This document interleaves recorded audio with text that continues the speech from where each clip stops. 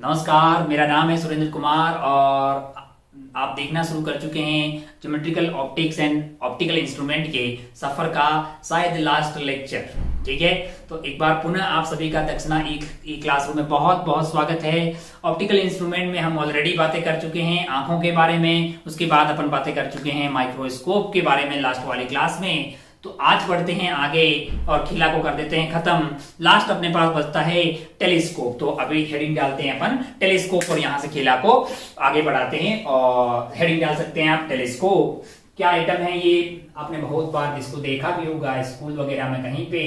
कहाँ काम आता है ये काम आता है ऐसी बॉडीज को देखने के लिए जो बहुत दूर रहती है और हम उसको देखना चाहते हैं। कई बार हम अपने घर से गली में ऐसे लगा के देखते हैं कुछ आइटम्स को, दूर कोई आइटम हो, मान लो कोई चीज हो, उसको हमें देखना हो, है कि नहीं यार? जैसे हम अपने घर से मून को देखते हैं या किसी भी हेवनली बॉडी को देखते हैं या तारों को देखते हैं रात के टाइम में। तो ऐसा किसी भी चीज को यानी आइटम को दूर रखा हुआ और हम चाहते हैं कि उसको अच्छे से देख लें, तो हमें एक इंस्ट्रूमेंट की जरूरत पड़ती है।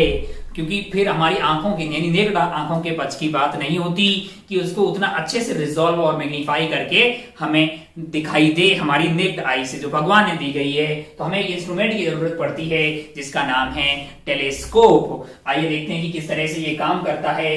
टेलीस्कोप जो है कैसे काम करता है। अगर आपने ध्यान से कभी देखा होगा तो माइक्रोस्कोप की तरह इसमें भी दो पीस होते हैं, एक ऑब्जेक्टिव पीस होता है और एक आई पीस होता है, और ठीक वैसे ही ऑपरेट करता है जैसे माइक्रोस्कोप करता है। यानी ऑपरेट करने का मेरा कहने का मतलब है कि जिस तरह से उसके दो मोड हुआ करते थे एडजस्टमेंट के, एक था आपका रिलैक्स आई के लिए और एक था आपका स्ट्रेंड आई के लिए, तो ठीक इसी तरह से अब टेलीस्कोप को भी दो तरीके से उपयोग किया जा सकता है। लेकिन सबसे आसान होता है रिलैक्स आई वाला। क्यों? क्योंकि रिलैक्स आई वाले में हमने पहले पढ़ा था कि मैग्निफिकेशन तो कम आता है पर आंखों में स्ट्रेस और आंखों में स्ट्रेन भी कम आता है, तो आप लंबे टाइम तक उसको यूज कर पाते हैं। ऐसा टेलीस्कोप के केस में भी होता है। तो अपन टेलीस्कोप के बारे में बात करते हैं। बहुत बढ़िया भाई साहब, ओहो बहुत ही शानदार। बातें शुरू करने से पहले मैं आपको बता दूं कि जो टेलीस्कोप है वो खुद ही दो टाइप का होता है। अच्छा भाई साहब, दो टाइप कौन कौन से? छोटी छोटी बातें कर लेते हैं अपन। पहले दो टाइप की बात कर लेते हैं। टाइप है, एक है टेरेस्ट्रियल। कौन सा? Terrestrial telescope. ये कौन सा वाला टेलीस्कोप है भाई साहब? ये टेलीस्कोप अपन धरती पे यूज करते हैं। यानी हमारी धरती के ऊपर की जो बॉडीज होती है, यानी हमारे आसपास की जो चीजें होती है उनको देखने के लिए हम जो टेलीस्कोप यूज करते हैं उसको बोलते हैं टेरेस्ट्रियल टेलीस्कोप। दूसरा होता है हमारे पास एस्ट्रोनॉमिकल टेलीस्कोप। भाई साहब ये क्या काम आता है? ये काम आता है दूर की वो बॉडीज जो हेवनली बॉडीज है, बहुत दूर की, यानी तारे हो गए, प्लैनेट्स हो गए, मून हो गया, इनको देखने के लिए अपन यूज करते हैं एस्ट्रोनॉमिकल टेलीस्कोप। अच्छा भाई साहब बहुत बढ़िया। ये बनाता है इन्वर्टेड इमेज। ये क्या बनाता है? इन्वर्टेड इमेज बनाता है। यानी कि जिस आइटम को देख रहे हैं वो आइटम अगर ऐसा है तो हमको उसकी इमेज उल्टी बनती हुई दिखाई देती है। ये जो है ये इरेक्ट इमेज बनाता है। ये क्या बनाता है?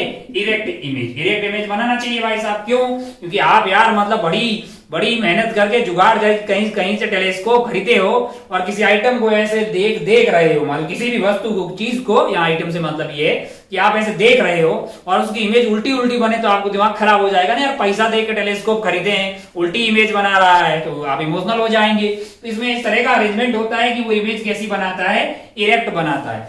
लेकिन जो एस्ट्रोनॉमिकल टेलीस्कोप होता है वो इन्वर्टेड इमेज बनाता है। तो तुम बोले वो ऐसा उसमें इमोशनल क्यों नहीं हुए? क्योंकि इससे अपन क्या देखते हैं? इससे अपन देखते हैं हेवनली बॉडीज। कौन सी बॉडी? Heavenly bodies. ये कौन सी बॉडीज होती है भाई साहब? जैसे मान लीजिए एग्जांपल के लिए अपन बात करें प्लैनेट्स की बात कर लें या मून की बात कर लें। मान लो कि मून को अपन देख रहे हैं, है कि नहीं यार? मून ये यूजुअली क्या होती है? ये राउंड शेप की होती है, यानी गोला शेप की होती है। कैसी शेप की होती है? गोला शेप की होती है। गोला शेप की होती है तो अपन ज्यादा इमोशनल नहीं होते कि ऊपर वाला पार्ट नीचे दिखाई दे कि नीचे वाला पार्ट ऊपर दिखाई दे। यानी इन्वर्टेड इमेज बनने से कोई बहुत ज्यादा फर्क पड़ने वाला नहीं है। तो अब एस्ट्रोनॉमिकल टेलीस्कोप जो है वो इन्वर्टेड इमेज बनाता है, लेकिन उसका उपयोग अपन हेवनली बॉडीज को देखने में काम यूज लेते हैं। तो वो यूजुअली राउंड शेप की होती है। वो कैसी होती है? राउंड शेप की होती है। राउंड शेप की होने की वजह से हमें ज्यादा परेशानी नहीं आती है, इसलिए हम उसकी इन्वर्टेड इमेज देख के भी खुश हो जाते हैं। लेकिन टेरेस्ट्रियल जो टेलीस्कोप होता है वो इरेक्ट इमेज बनाए तभी अपने को अच्छा लगता है और वो इरेक्ट इमेज बनाता है। सौभाग्य से हमारे सिलेबस में टेरेस्ट्रियल जो है वो है नहीं, क्योंकि इसमें थोड़ा और मेहनत करनी पड़ती है। हमारे सिलेबस में कौन सा है? Astronomical telescope. कौन सा वाला? एस्ट्रोनॉमिकल टेलीस्कोप, जो दूर दूर तक हेवनली बॉडीज को देखने में काम आता है, वही हमारे सिलेबस में। अच्छा भाई साहब, बहुत बढ़िया, बहुत ही शानदार। ये तो काफी अच्छा लगा कि ये वाला कार्यक्रम है ही नहीं सिलेबस में, फायदे का सौदा हो गया, 50% ही बचा। ये जो 50% है एस्ट्रोनॉमिकल टेलीस्कोप, इसमें अपन दो टाइप पढ़ सकते हैं। ये खुद ही दो टाइप का हो सकता है। कैसे हो सकता है? मैं बोल रहा हूं कि एक और रिफ्रैक्टिंग टाइप टेलीस्कोप। कैसा वाला? Refracting type telescope. इसको 1 बोल देते हैं अपन, इसको 2 बोल दिया, 2 का ए बोल दिया। Refracting type, refracting type. Refracting type में क्या होगा? जाहिर सी बात है, नाम से लग रहा है, इसमें क्या होना चाहिए? रिफ्रैक्शन होना चाहिए। रिफ्रैक्शन होने का मतलब क्या हुआ भाई साहब? रिफ्रैक्शन होने का मतलब हुआ कि इसमें यूज हुए होंगे लेंसेज। इसमें जाहिर सी बात है क्या यूज हुए होंगे? लेंसेज। अच्छा भाई साहब, दूसरा भी हो सकता है, मैंने कहा दूसरा होता है reflecting, reflecting type, reflecting type telescope, है ना भाई साहब। इसमें क्या यूज होंगे? इसमें यूज होते हैं मिरर्स, यूज होते हैं, मिरर्स का उपयोग किया जाता है और रिफ्लेक्टिंग टाइप का टेलीस्कोप जो है वो बनाया जाता है। आपने कभी जिंदगी में नाम भी सुना होगा, न्यूटन टेलीस्कोप या फिर कैसेग्रियन जो है साहब है उनका टेलीस्कोप वगैरह थी, उसमें मिरर्स का उपयोग किया जाता है। अच्छा भाई साहब, बहुत बढ़िया, बहुत ही शानदार। धीरे धीरे अपन इन पे आएंगे तो अपने को एक आइडिया लगा कि भाई साहब दूर की बॉडी को रिजॉल्व करके और मैग्नीफाई करके हमें हमारे लिए कंफर्टेबली उसको देखने के लिए हमें एक आइटम की जरूरत होती है जो प्यार से टेलीस्कोप के नाम से जाना जाता है। ये दो प्रकार का हो सकता है, वन इज टेरेस्ट्रियल, दूसरा एस्ट्रोनॉमिकल, जो कि हेवनली बॉडीज को देखने में काम आता है। भले ये इन्वर्टेड इमेज बनता है, हमें उससे उतनी ज्यादा फर्क नहीं पड़ता है। और हमारे सिलेबस में कौन सा वाला है? यही वाला है। ये खुद ही कितने टाइप का हो सकता है? 2 टाइप का। पहला वाला है रिफ्रैक्टिंग टाइप का, जिसमें रिफ्रैक्शन इन्वॉल्व होगा, यानी कि लेंसेज रहेंगे। दूसरे वाले में सिर्फ रिफ्लेक्शन हो रहा है, इसका मतलब वहां पे लेंसेज नहीं है, वहां पे क्या रहेंगे?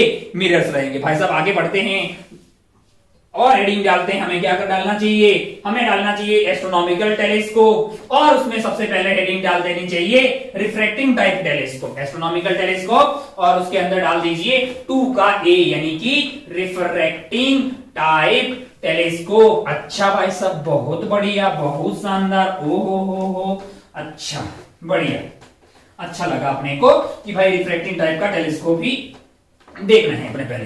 अब आप ध्यान से देखें तो आपको ये समझ में आ गया है। आप जानते हैं कि माइक्रोस्कोप के टाइप का ही होता है, यानी कि उसमें एक ऑब्जेक्टिव रहेगा और एक आपका क्या रहेगा? आईपीस रहेगा। अच्छा भाई साहब, बहुत बढ़िया।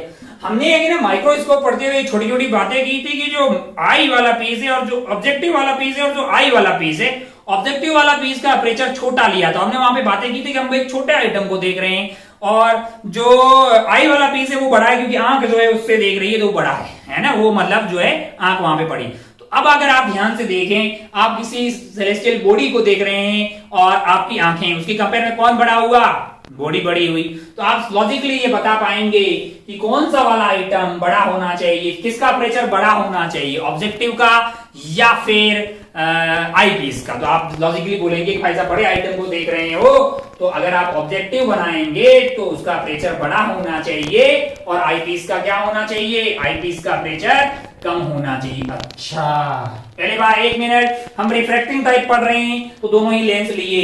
ये वाला जो है मेरा कौन सा लेंस है? ऑब्जेक्टिव लेंस है, ऑब्जेक्टिव लेंस है, यानी लाइट इसमें से घुसेगी। और ये वाला जो आई पीस वाला है, यानी इसको मैं बोल रहा हूं आई लेंस, यानी कि ये हमारी आंख के पास में रहेगा। अच्छा भाई साहब, बहुत बढ़िया, बहुत ही खूबसूरत। ओह, दोनों ही थिन लेंस अपन ले रहे हैं, बहुत ही बढ़िया भाई साहब। अब अगर आप ध्यान से देखें तो जैसे माइक्रोस्कोप में हमने बातें की थी, 2 उसका एडजस्टमेंट था। एक बार इमेज आपकी फाइनल कहां बन रही थी? आपके नियर पॉइंट पे बन रही थी, और एक बार इंफिनिटी पे बन रही थी, उसको रिलैक्स आई बोलते हैं। तो आसान हमारे लिए कौन सा वाला था?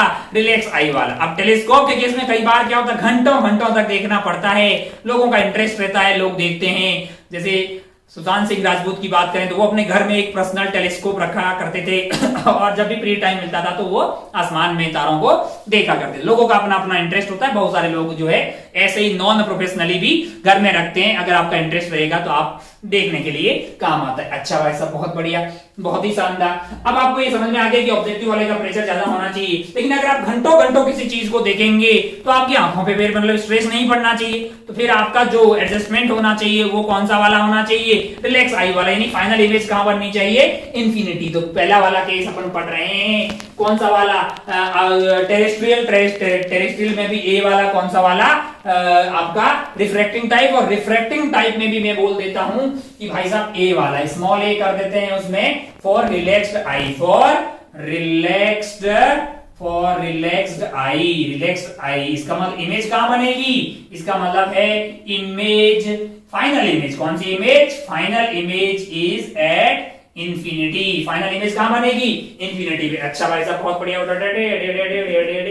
ये हो गया भाई साहब बहुत बढ़िया। अब जरा ध्यान से देखें तो हेवनली बॉडी है इधर, बहुत दूर, किधर, बहुत दूर ना भाई साहब, है कि नहीं है। अगर आप मून को देखेंगे, अगर आप तारों को देखेंगे, आकाश में किसी भी आइटम को देखेंगे तो बहुत दूर है। उधर से रेज आ रही, उधर से क्या आ रही है, रेज आ रही, एक रे आई भाई साहब बहुत बढ़िया, एक और रे आई, हो देखो मास्टर वाला ज्योमेट्री बढ़िया बनाने की कोशिश कर रहा है, लेकिन थोड़ा शुक्ला बने तो माफ करना, ड्राइंग उतनी भी बढ़िया नहीं है। मान लीजिए कि तीनों रे आ रही है और बहुत दूर से आ रही है, इसलिए अपन पैरेलल मान के चलते हैं, बहुत बढ़िया। इन्होंने हमारे ऑब्जेक्टिव पे मान लो कि एंगल बनाया है अल्फा, ओहो हो। अच्छा अपन जानते हैं कि ऐसी रेज जो प्रिंसिपल एक्सिस के पैरेलल नहीं हो लेकिन पैरेलल आ रही हो तो वो फोकल प्लेन में कन्वर्ज होती है। वो कहां कन्वर्ज होती है, फोकल प्लेन में कन्वर्ज होती है। अच्छा भाई साहब बहुत बढ़िया, बहुत ही शानदार। ये पैराएक्सियल रे तो है लेकिन पैरेलल टू प्रिंसिपल एक्सिस नहीं है, तो ये कन्वर्ज होके कहां चली जाएगी भाई साहब,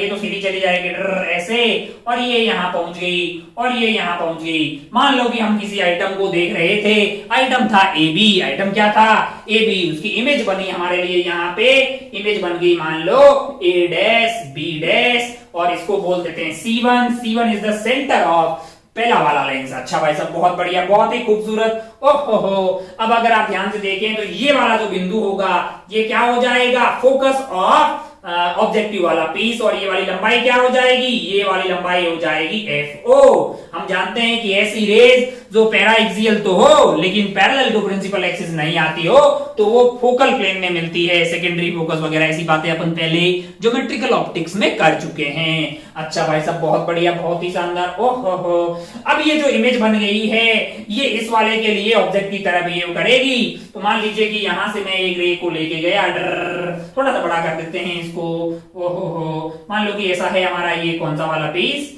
आई पीस, ये थी, ये रह गई भाई साहब, ये रह गई, और हम चाहते हैं कि फाइनल इमेज कहां हो, रिलैक्स आई है, relax I, final image infinity पे होनी चाहिए। एक रे को हम ऐसे लेके गए, ये रे सीधी कट ली, और ये वाली रे जो है इसके पैरेलल होती हुई इधर की तरफ कट ली, ऐसे। ओहो हो, अगर आप एक्सटेंड करेंगे तो आपको जो फाइनल इमेज है, यानी जो इमेज बन रही है कौन सी वाली, final image is at infinity, final image बन रही है इंफिनिटी पे। तो फायदे का सौदा होगा, क्यों, क्योंकि जब आप अपनी आंख को यहां लगा के देखेंगे, आंख को जब आप यहां लगा के देखेंगे तो आपको ये जो ऑब्जेक्ट है वो रिजॉल्व होता हुआ दिखेगा, मैग्नीफाई होता हुआ। रिजॉल्विंग के बारे में मैंने आपको ज्यादा बातें नहीं बताई, थोड़ी सी बताएंगे, ज्यादा जानकारी आप कहां पढ़ेंगे, वेव ऑप्टिक्स में पढ़े, खैर उसकी बात करेंगे अपन। पहले अपन मैग्निफिकेशन पावर की बात करते हैं। तो हमें ये इमेज जो है बड़ी दिखाई देती है, अच्छा भी लगता है, बहुत बढ़िया भाई साहब। और रिलैक्स आई है इसलिए आप जो है घंटों घंटों तक इसको देख सकते हैं। अगर स्ट्रेन डेवलप हो जाएगा तो उस वाले केस में आप थोड़ी देर में आंखें दर्द करने लग जाएगी, आपको अच्छा नहीं लगेगा। तो ये यूजुअली जो है इसका रिलैक्स वाला एडजस्टमेंट जो होता है वो ज्यादा प्रेफर किया जाता है। अच्छा भाई साहब बहुत बढ़िया, बहुत ही खूबसूरत। मान लीजिए कि जो फाइनल इमेज है उसने आपकी आंखों पे एंगल बनाया है बीटा, कितना बनाया है, बीटा। अच्छा भाई साहब बहुत बढ़िया। और इसके सेंटर को मैं C2 बोल रहा हूं, इसके सेंटर को C1 बोल दिया तो इसको C2 बोल दूं, इसमें कोई गलत बात नहीं है। मान लीजिए कि इसकी फाइनल इमेज ने आपकी आंखों पे एंगल बनाया है बीटा। अच्छा, तो बीटा तो इसने भाई साहब कहां बनाया है, बीटा तो इसने बनाया है, आप बोलोगे साहब बीटा जो आप एंगल बोल रहे हो वो कहां बनाया है, वो तो आपके इस C2 पे बनाया है कि नहीं, लेंस पे बनाया। आप ऐसा क्यों मान रहे हो कि भाई आंख पे बनाया है, क्योंकि आपका ऑब्जेक्ट बहुत दूर है, बहुत ही दूर है। तो जो आपके C2 पे एंगल बन रहा है क्या उसी को मान लें कि आंख पे एंगल बन रहा है, इसमें कोई गलत बात नहीं है। अच्छा भाई साहब बहुत बढ़िया।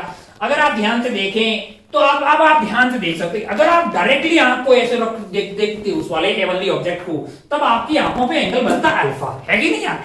और अब क्या बन रहा है? अब आपकी आंखों पे एंगल बन रहा है बीटा। क्यों? क्योंकि फाइनल इमेज आपके एंगल पे बना रही बीटा। और ऐसे अगर आप इसी ऑब्जेक्ट को उधर से रेज आ रही है ऐसे देख रहे होते तो आपकी आंखों पे एंगल क्या बन रहा होता? अल्फा। अच्छा अच्छा, इनसे क्या मतलब है हमारा? मैंने कहा यहां पे जो मैग्नीफाइंग पावर है, यानी टेलीस्कोप के लिए जो मैग्नीफाइंग पावर है, मैग्नीफाइंग पावर की बात कर रहे हैं अपन टेलीस्कोप के केस में, ये डिफाइन होती है basically angle subtended by final image on eyes divided by ratio किसका है? Angle made by object when seen directly by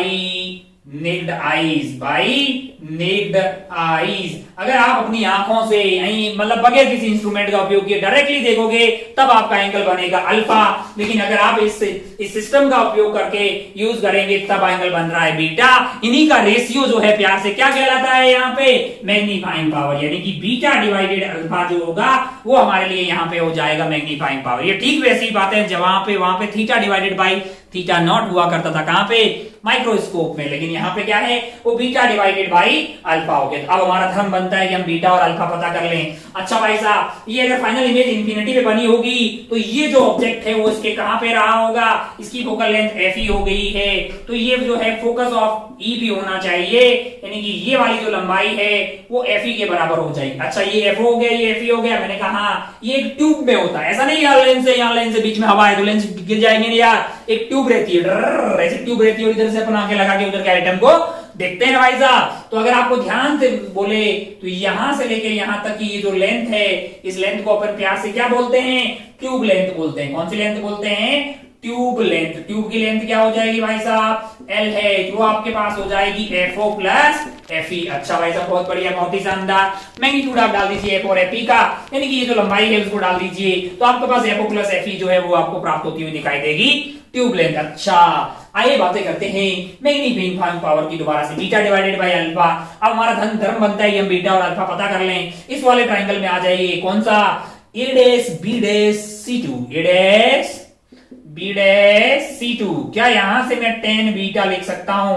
इनका बड़ी आसानी से टेन बीटा लिखा जा सकता है।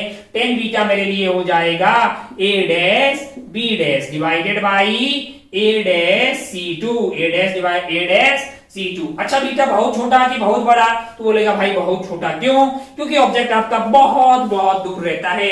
अच्छा, तो ये आइटम क्या बीटा के बराबर ही लिखा हुआ है? मैंने कहा हाँ। और टेन अल्फा की बात करें, सिमिलरली अगर मैं टेन अल्फा की बात करूं तो कौन सा ट्राइंगल लेंगे? ये इस वाले ट्राइंगल की बात हो रही है। अगर आप ट्राइंगल ले लें, कौन सा वाला? यहां पे ले ले, ए डैश C2, ए डैश बी डैश C1 ले लीजिए। तो वहां से टेन अल्फा की वैल्यू क्या? अच्छा, ये एंगल अल्फा होगा तो ये वाला एंगल क्या हो जाएगा? अल्फा, क्योंकि जो रेज पोल से जा रही है वो डायरेक्ट जाती है। सॉरी, टेन अल्फा की वैल्यू आ गई आपके पास A dash B dash divided by आपके पास हो गया है वो ए डैश C1। अच्छा, और ये आइटम को मैं क्या लिख सकता हूं? अल्फा के बराबर। अच्छा, तो मुझे अगर मैग्नीफाइंग पावर चाहिए होगी तो क्या मैं बीटा डिवाइडेड बाई अल्फा करूंगा तो ये डिवाइडेड बाई ये कर लूं? मैंने कहा अगर आप इसको डिवाइड करोगे तो ये divided beta divided by alpha करोगे, A1B से A1B कट जाएगा, ऊपर की तरफ क्या जाएगा? ऊपर की तरफ जाएगा A1C2, ऊपर की तरफ क्या चला जाएगा? A1C1 डिवाइडेड बाई क्या आ जाएगा? डिवाइडेड बाई आ जाएगा आपका, मतलब जो है ए डैश बोल रहा हूं, सॉरी, ए डैश C2। अच्छा, अगर आप ध्यान से देखें तो आपकी जो रेस है वो इधर जा रही है। अगर आप साइन के साथ डालें तो जो मैग्नीफाइंग पावर है आपकी MP, इसको अपन लिख सकते हैं A dash C1। A dash C1 जो है, ए डैश C1 की वैल्यू अगर आप ध्यान से देखें, ए डैश C1 या C1 ए डैश, इसकी वैल्यू क्या हो जाएगी? इसकी वैल्यू हो जाएगी प्लस FO के बराबर। और यहां से लेके यहां तक की ये जो दूरी है a'(c2) इसकी वैल्यू हो जाएगी माइनस ऑफ Fe के बराबर, माइनस ऑफ Fe के बराबर, क्योंकि रेज ऐसे जा रही है, माइनस ऑफ Fe के बराबर। अच्छा भाई साहब, बहुत बढ़िया, बहुत ही शानदार। तो ये रेशियो जो है आपके लिए हो गया है minus of FO divided by Fe। अच्छा, बहुत बढ़िया, बहुत शानदार, ओहो बहुत शानदार। तो क्या रिलैक्स आई वाले केस में हमें मैग्नीफाइंग पावर मिल गई, मैंने कहा minus of FO divided by Fe। Minus क्या बता रहा है, माइनस बता रहा है कि इमेज उल्टी बनेगी। मैंने कहा इमेज उल्टी तो बनती है भाई साहब, लेकिन हम ज्यादा इमोशनल नहीं होते क्योंकि वो राउंड टाइप के आइटम होते हैं। ज्यादातर आइटम कैसे होते हैं, राउंड टाइप के होते हैं, हम परेशान नहीं होते ही नहीं है, क्योंकि गोला टाइप के आइटम में क्या ऊपर और क्या नीचे है कि नहीं है। अच्छा, टेरेस्ट्रियल में उसके फर्क पड़ता है। एम माइनस और FO डिवाइडेड बाई Fe। अपने को अच्छा लगा कि अगर Fe कम होगा, अगर Fe कम होगा तो मैग्नीफाइंग पावर ज्यादा होगी, और अगर FO कम हुआ तो फिर मैग्नीफाइंग पावर कम हो जाएगी। तो हमारा मकसद होता है कि FO क्या हो, ज्यादा हो, Fe कम हो, ताकि ये रेशियो ज्यादा आए। अच्छा भाई साहब, बहुत बढ़िया। ये तो अच्छा लगा कि भाई मैग्नीफाइंग पावर आ गई, क्या हो गया, ये हो गया। ये भी आइडिया लग गया कि क्या होना चाहिए FO और Fe के बारे में। एक चीज और पता लगी कि अपर्चर जो है वो ऑब्जेक्टिव लेंस का ज्यादा होना चाहिए कंपेयर टू आई लेंस, क्योंकि ऑब्जेक्टिव लेंस को बड़े आइटम से डायरेक्ट लाइट को लेना होता है। यानी कि यहाँ पे वो जो बड़ा और छोटा वाला आइटम है वो माइक्रोस्कोप का जस्ट उल्टा हो गया है। अच्छा, ये तो अच्छा लगा, लेकिन हमने कभी नाम सुना है मैग्नीफाइंग पावर अकेला आइटम नहीं होता है, एक और चीज होती है रिजॉल्विंग पावर। एक और चीज क्या होती है, रिजॉल्विंग पावर। हालांकि मैं आपको बहुत अच्छे से यहाँ पे इस पॉइंट पे नहीं समझा सकता हूँ, लेकिन वक्त जो है एक क्लास और लग जाएगी, और फिर उसके लिए आपको जो है मतलब जो है वेव ऑप्टिक्स भी आना चाहिए। तो मैं आपको एक छोटी सी आइडिया जो है यहाँ पे दे देता हूँ रिजॉल्विंग पावर का। हालांकि आप पढ़ेंगे कहाँ पे उसको, वेव ऑप्टिक्स में आप पढ़ेंगे रेलियस क्राइटेरिया फॉर रिजोल्यूशन। अच्छा, ये रिजोल्यूशन और मैग्निफिकेशन क्या अलग चीज है? मैंने कहा हाँ, दोनों बातें अलग है। जब अपन माइक्रोस्कोप की बात करते हैं तो हमारा ज्यादा काम होता है मैग्नीफाई की प्रॉपर्टी पे, लेकिन जब आप जो है अगर आप ध्यान से देखें ना तो माइक्रोस्कोप करता क्या, एक छोटे आइटम को बड़ा करके दिखाता है ना। हाँ भाई, सेल्स वगैरह, वायरस, बैक्टीरिया बहुत छोटे होते हैं, तेरे को बड़ा करके दिखाता है। क्या टेलीस्कोप बड़ा करके दिखाता है? नहीं। अबे टेलीस्कोप मून को दिखा रहा है तो तेरे को मून इतू सा देखेगा ना, मून है खुद कितना बड़ा, तो बड़ा थोड़ी कर रहा है, वो कुछ और कर रहा है। वो मैग्नीफाई के साथ साथ उसको मैग्नीफाइंग पावर पे डिफाइन होती है, लेकिन उसके साथ साथ एक चीज और डिफाइन होती है, रिजॉल्विंग पावर। क्या होती है? Resolving power. जब टेलीस्कोप की बात आती है तो हम ज्यादा फोकस करते हैं रिजॉल्विंग पावर पे, और मैग्नीफाइंग पावर का फोकस कहां रहता है? माइक्रोस्कोप पे। छोटा सा आइडिया मैं आपको देता हूं रिजॉल्विंग पावर के बारे में। हालांकि अगर आप वेव ऑप्टिक्स में जाएंगे तो मैं यहां लिख देता हूं कि वेव ऑप्टिक्स, इसलिए कई बार ऐसा भी हो सकता है कि ये चैप्टर जो है वेव ऑप्टिक्स के बाद में पढ़ाया जाए। अच्छा, वेव ऑप्टिक्स जो है, वेव ऑप्टिक्स में आप पढ़ेंगे रेलियस क्राइटेरिया फॉर रिजोल्यूशन। इन्होंने कुछ बातें बोली है, बहुत ही आसान सी है, लेकिन उसके लिए आपको पता होना चाहिए कि डिफ्रैक्शन में कैसे कैसे खेला जाता है, क्या मैक्सिमा होता है, क्या मिनिमा होता है। बाकी जस्ट रिजल्ट वो बातें आप आराम से समझ लेंगे। एक छोटी सी बात मैं वैसे कर लेता हूं कि फॉर्मूला बाजी क्या है, मैं आपको जस्ट फॉर्मूला बाजी बता देता हूं। फॉर्मूला कैसे आया ये आप कहां पढ़ेंगे? वेव ऑप्टिक्स में। जस्ट एक्स्ट्रा इंफॉर्मेशन के तौर पे ही इसको लें। अभी जैसे माइक्रोस्कोप की बात करें, किसकी? माइक्रोस्कोप। अच्छा, बहुत बढ़िया, बहुत शानदार। माइक्रोस्कोप में मान लीजिए कि हमारे पास ऑब्जेक्ट यहाँ पे है, और यहां से जो है लाइट जो कहां जा रही है? ऑब्जेक्टिव पे जा रही है। किसके? माइक्रोस्कोप के। और ये आपका है ऑब्जेक्ट। ये क्या है? ये है ऑब्जेक्ट। और ये क्या है भाई साहब? ये है आपका ऑब्जेक्टिव पीस। किसका? माइक्रोस्कोप का ऑब्जेक्टिव पीस है। अच्छा भाई साहब, बहुत बढ़िया, बहुत ही शानदार। यहां से लाइट जो है कोन के फॉर्म में जा रही है। मान लो कि उसका जो ये एंगल है वो थीटा है। यहाँ पे क्या है? थीटा है। तो यहाँ पे एक चीज डिफाइन होती है, लिमिट ऑफ रेजोल्यूशन RL, और रिजॉल्विंग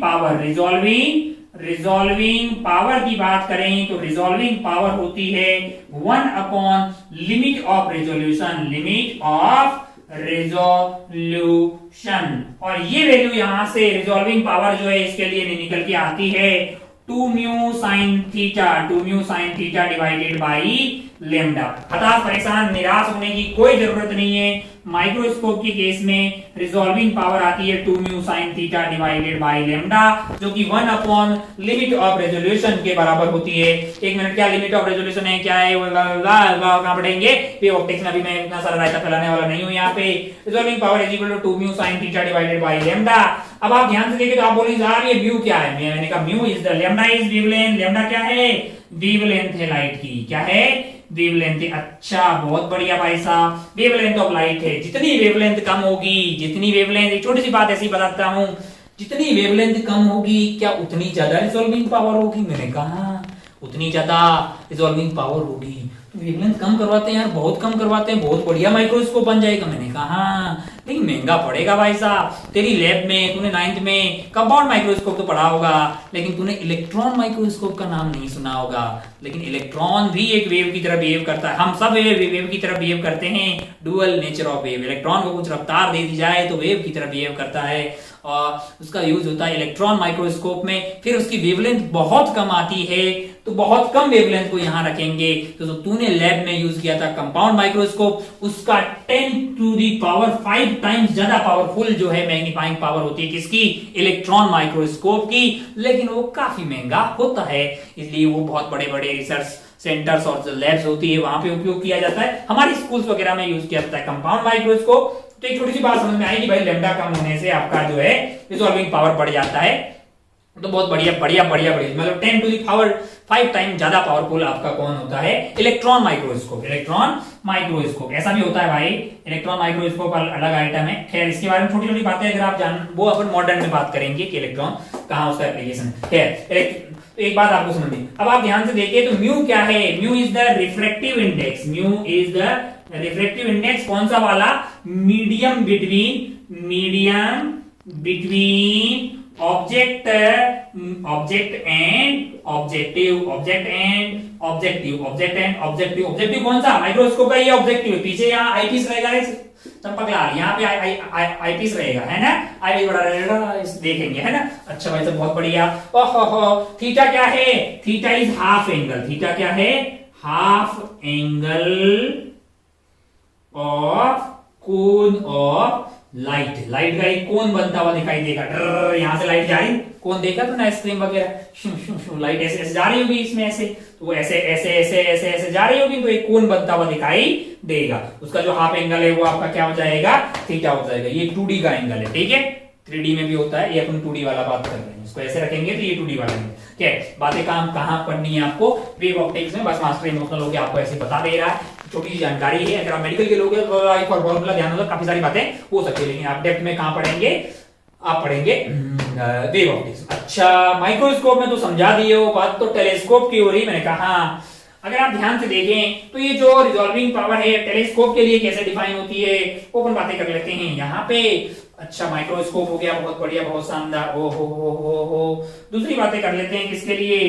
टेलीस्कोप के लिए। टेलीस्कोप। अच्छा, अगर आप ध्यान से देखें तो क्या टेलीस्कोप में भी ऐसी डिफाइन होती है? तो आप बोलेंगे बिल्कुल ऐसी डिफाइन होती है। Resolving power is equal to 1 upon limit of resolution. Limit of resolution, और ये वैल्यू आती है हमारे लिए, ये वैल्यू आती है हमारे लिए a अपॉन 1.22 लेमडा। लेमडा जो है हमारे लिए वो हो गया है हमारा, लेमडा हमारे लिए हो गया है वेवलेंथ। क्या हो जाएगा? वेवलेंथ हो जाता है। और ए को प्यार से बोलते हैं अपर्चर। ए को क्या बोलते हैं? अपर्चर बोलते हैं। बहुत बढ़िया भाई साहब, बहुत ही शानदार। अच्छा, और ये जो लिमिट ऑफ रेजोल्यूशन होती है ये बेसिकली क्या हो जाएगी? 1.22 लेमडा डिवाइडेड बाई ए, है ना? यहाँ पे लिमिट क्या हो जाएगी? Lambda divided by 2 mu sine theta. मतलब उसका उल्टा करते तो क्या मिलता है? Resolving power. अगर आप ध्यान से देखें तो जो रिजॉल्विंग पावर है आपका, रिजॉल्विंग पावर है वो 1 बाई लेमडा आ रहा है। जितना लेमडा कम होगा उतना ही रिजॉल्विंग पावर ज्यादा होगा। अच्छा भाई साहब, बहुत बढ़िया, बहुत ही शानदार। ओ हो। अच्छा, ये जो ए है वो अपर्चर हो गया, ये हो गया। अच्छा, यहाँ पे जो म्यू साइन थीटा लिखा हुआ है ना, म्यू साइन थीटा, यहाँ पे म्यू साइन थीटा को प्यार से बोला जाता है न्यूमेरिकल अपर्चर। अच्छा भाई साहब, बहुत बढ़िया, बहुत शानदार। कंफ्यूज नहीं होने का, मैग्नीफाई करना और रिजॉल्व करना दोनों अलग अलग बातें हैं। दोनों अलग अलग बातें। कैसे कि मैग्नीफाई करने का मतलब एक आइटम मैंने इतना छोटा सा बनाया, है कि नहीं है, जो 1 सेंटीमीटर है 5 गुना मैग्नीफाई कर दिया, उसका क्या मतलब हुआ कि वो अपनी ओरिजिनल साइज का 5 गुना बड़ा दिखाई देता है कि नहीं है ना भाई साहब, 5 गुना बड़ी इमेज कर। रिजॉल्व करने का मतलब है कि 2 पॉइंट बहुत दूर दूर, जैसे मैग्नीफाई करने का मतलब अपन इस बात पे डिपेंड करते हैं, दो लाइनें हैं जो अपने को दिख रही है जिनके बीच की dx वो लाइन है, dx वो दूरी है जो मिनिमम जो dx लेंथ हो, तब जो है ये दोनों लाइनें अपने को दिखाई देने लग जाएगी। उसको क्या बोलते हैं, मैंने कहा यहाँ पे लिमिट ऑफ क्या बोलते हैं रिजोल्यूशन, उसका वन अपॉन ये कर दे तो अपने को क्या मिलता है, रिजॉल्विंग पावर है। सिमिलरली यहाँ पे क्या होगा कि 2 आइटम है अपने पास, किसमें, टेलीस्कोप के केस में 2 आइटम है जो आपकी आंखों पे एक छोटा सा एंगल बना रहे हैं डी थीटा, क्या बना रहे हैं, डी थीटा। तो ये डी थीटा मतलब ये डिसाइड करेगा बेसिकली कि क्या आपको वो दोनों आइटम दिखाई देंगे कि नहीं देंगे। क्यों, क्योंकि जितना डी थीटा कम होगा उतने ही वो आइटम जो है दोनों 2 की बजाय 1 दिखाई दे, ऐसा हो सकता है कि नहीं है। अब अगर इसके और ये इन दोनों के कारण इनको अगर अपने को देखना है तो अपने को फिर ये पता लगाना होता है कि ये यहां से जो लाइट आ रही है उसका डिफ्रैक्शन का मैक्सिमा कहां बन रहा है और इसका मैक्सिमा कहां बन रहा है। जैसे सेकंड वाले का मैक्सिमा फर्स्ट वाले की मिनिमा पे बन जाए तो अब आपको जो है ये जस्ट रिजॉल्व होते हुए दिखाई देते हैं। और 1/d थीटा मतलब एक जो है 1 लिमिट ऑफ रेजोल्यूशन से आपको क्या मिल जाती है, आपको मिल जाती है बेसिकली, आपको मिल जाती है रिजॉल्विंग पावर किसकी, टेलीस्कोप की। 1 मिनट मास्टर ने ऐसे ही यहाँ पे फॉर्मूला बाजी करते हुए आपको रिजॉल्विंग पावर जो है वो बता दी है कि A/1.22 लैम्डा यहाँ आती है। इसमें फॉर्मूले में क्या क्या आइटम है ये जरूर बताया, यहाँ पे ये बता दिया कि 2 sin theta divided by lambda ये होता है, इसका मतलब क्या होता है। लेकिन बहुत ज्यादा अच्छे से आप कहां पढ़ेंगे, वेवलेंथ में। टॉपिक का नाम क्या है, रेलियस क्राइटेरिया फॉर रेजोल्यूशन, है कि नहीं यार। अच्छा ये कहां पढ़ेंगे, ये आप जो है मतलब डिफ्रैक्शन पढ़ने के बाद में ये सारी बातें पढ़ सकते हैं, कहां पे, वेव ऑप्टिक्स में। अच्छा भाई साहब बहुत बढ़िया, बहुत ही शानदार, बिल्कुल आपको बुकलेट वगैरह में ये कहां मिलेगा, वेव ऑप्टिक्स में मिलेगा, Rayleigh's criteria for resolution, resolve not resolve या जस्ट रिजल्ट टाइप की बातें जो है वो आप पढ़ेंगे वेव ऑप्टिक्स में। अच्छा एक बात अगर आप ध्यान से देखें तो टेलीस्कोप पे लौट के आते हैं। इस पर्टिकुलर केस में हम मैग्नीफाइंग पावर को हम डिफाइन कर चुके हैं -FO डिवाइडेड बाई FE, लेकिन रिजॉल्विंग पावर आ रही 1.22 लैम्डा बाई A, है कि नहीं यार। तो जो रिजॉल्विंग पावर है हमारी A/1.22 लैम्डा वो फोकल लेंथ पे कहीं डिपेंड नहीं कर रही है, भले आप इसकी फोकल लेंथ को चेंज कर देंगे तो आपकी रिजॉल्विंग पावर में कोई परिवर्तन होने वाला नहीं है। रिजॉल्विंग पावर की किस पे डिपेंड कर रही है, इसके अपर्चर पे डिपेंड कर रही है और जो लाइट आ रही है उसकी वेवलेंथ पे डिपेंड कर रही है। अच्छा भाई साहब बहुत बढ़िया, बहुत ही शानदार, ओहो खूबसूरत। ये था पहला वाला केस, इसमें अपने को मैग्नीफाइंग पावर मिल गई है -FO डिवाइडेड बाई FE और ट्यूब लेंथ हो गया FO प्लस FE। और ये वाला था रिलैक्स आई के लिए, जिसमें फाइनल इमेज कहां बन रही थी, इंफिनिटी। जाहिर सी बात है बहुत अपने टाइम इस पे लगा दिया है। आगे बढ़ते हैं और दूसरा वाला टाइप देखते हैं, आगे बढ़ते हैं और दूसरा वाला टाइप देखते हैं जिसमें रिलैक्स आई की जगह क्या हो जाएगा, फाइनल इमेज कहां बन जाएगी, डी पे बन जाएगी। फाइनल इमेज अगर डी पे बन जाएगी तो भाई साहब बहुत बढ़िया। इसमें से क्या क्या मिटाना है अपने को, कुछ मिटाना होगा। इसको फोटो को सेम ही रहने देते नहीं मिटाते, पूरा बोर्ड साफ करते हैं और एक बार दोबारा बातें अपन करते हैं। सेकंड वाले की फॉर स्ट्रैंड आई। मेरा दिल भी कितना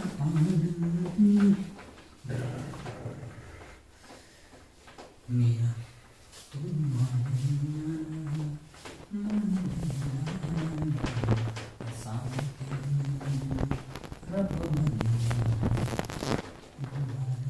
चलिए ये बोर्ड हो गया अपने पास साफ। आगे बढ़ते हैं, दूसरा टाइप का बी, स्मॉल ए स्मॉल बी डाल देते हैं इसको। ये कौन सा वाला टाइप है भाई साहब, अपन बातें कर रहे हैं, मार्कर जी चल जाओ यार भाव करें। हाँ हम बातें कर रहे हैं टेलीस्कोप की। टेलीस्कोप में रिलैक्स आई वाला दे चुके हैं, स्ट्रैंड आई और स्ट्रैंड आई,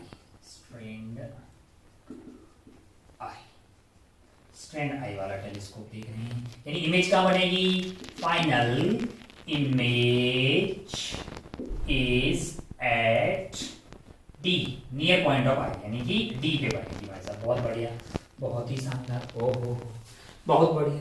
अच्छा ये हो गया आपका ऑब्जेक्टिव और ये हो गया आपका आई पीस। ऑब्जेक्टिव बड़ा होगा, टिक टिक टिक टिक टिक टिक टिक टिक टिक। फोटो बनाने की कोशिश करते हैं। इधर से रेज आ गई, टिक टिक टिक टिक टिक टिक टिक टिक टिक टिक टिक टिक ठीक, ये आपका हो गया ऑब्जेक्टिव, ये आपका हो गया आई पीस, बहुत बढ़िया। अब अगर आप ध्यान से देखें तो अपन आपके पास रेंज जो आ रही है ऐसे ऐसे ऐसे, हमने मान लिया ये एंगल अल्फा हो गया, बहुत बढ़िया। तो ये सीधी कट लेगी, इसमें कोई गलत बात नहीं है। ओहो हो, और ये फोकल प्लेन में जाके यहाँ पे मीट हो जाएगी, तो इसमें भी कोई गलत बात नहीं है। यहाँ पे इमेज बनी हमारे पास, और ये इमेज हो गई है अपना ए डैश बी डैश, और ये दूरी हो जाएगी यहां से लेके यहां तक कि ये एफ ओ के बराबर होगी। बहुत बढ़िया भाई साहब, बहुत शानदार। अब अगर अपन ध्यान से देखें, अब अपन ये ध्यान से देखें तो इसकी जो फाइनल इमेज बनने वाली है वो यहां से डी पे बनने वाली है। अच्छा, एक रे को मैं लेके गया ऐसे, थोड़ा सा इसको बड़ा कर देते हैं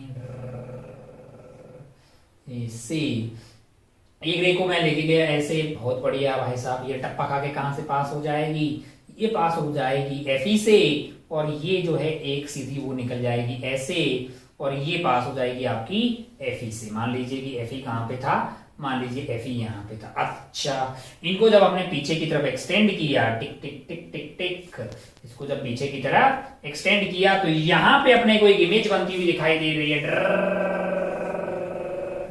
ये अपनी फाइनल इमेज है, ये है आपका बी डबल डैश, और ये है ए डबल डैश। ये क्या है, बी डबल डैश और ए डबल डैश, और ये इमेज आपके यहाँ पे एंगल बना रही है बीटा, तो आपकी आंखों पे भी एंगल क्या बन जाएगा, बीटा। और आंखें कहाँ हैं, यहाँ है भाई साहब। अच्छा भाई साहब, बहुत बढ़िया, बहुत शानदार। ये एंगल अल्फा होगा, तो ये वाला एंगल क्या होगा, अल्फा। बगैर विलंब के तुरंत बात करते हैं मैग्नीफाइंग पावर की, जो इनसे लिखते हैं अपन, जो की होती है beta divided by alpha. Beta के लिए ये वाला ट्रायंगल में आ जाएगी, कौन सा वाला ट्रायंगल, इन ट्रायंगल, इसको बोल दीजिए C1, इसको क्या बोल दीजिए C2। अच्छा, इन ट्रायंगल कौन सा है भाई साहब, यहाँ पे देख लीजिए, ए डैश बी डैश C2। अच्छा भाई साहब, बहुत बढ़िया, बहुत ही शानदार। यहाँ पे आप टेन बीटा को क्या लिख सकते हैं, टेन बीटा को आप लिख सकते हैं बेसिकली। अच्छा, अगर आप ध्यान से देखें तो ये वाली जो दूरी होगी ये मेरे लिए क्या हो जाएगी, यू आई पीस होगी कि नहीं होगी, होगी भाई साहब, इसमें कोई गलत बात नहीं है। अगर आप ट्रायंगल से लिखना चाहें तो आप लिख सकते हैं A dash B dash divided by क्या आ जाएगा, ए डैश C2। अच्छा, बहुत बढ़िया भाई साहब, बहुत ही शानदार। ओहो हो, या फिर इसी आइटम को आप यहां से लिखना चाहें तो आप लिख सकते हैं A dash B double dash divided by, ये आइटम हो जाएगा ए डबल डैश C2। अच्छा, और ये पूरा क्या हो जाएगा आपके लिए, अच्छा इन ट्रायंगल, और ये लिख क्या रहे हैं, ये तो ट्रायंगल का नाम है, ये क्या है, टेन बीटा है, तो इसको मोटा मोटा अपन क्या लिख देंगे, बीटा के बराबर। अच्छा, सिमिलरली अगर अपन टेन अल्फा की बात करेंगे तो कौन से वाले ट्रायंगल में बात करेंगे भाई साहब, टेन अल्फा ये वाले ट्रायंगल में, ए डैश बी डैश C1 के अंदर टेन अल्फा की वैल्यू हो जाएगी A dash B dash divided by A dash B dash divided by A dash B dash divided by आपके पास हो जाएगा ए डैश C1। अच्छा, बहुत बढ़िया, बहुत ही शानदार। ओहो, अब अगर आप ध्यान से देखें तो अपने को बीटा डिवाइडेड बाई अल्फा चाहिए, मतलब ये और ये को डिवाइड कर दीजिए, तो ए डैश बी डैश से ए डैश बी डैश कट जाएगा, ऊपर की तरफ आपके लिए चला जाएगा A1 dash C1 divided by मतलब जो है आपका ए डैश C2। अच्छा भाई साहब, बहुत बढ़िया।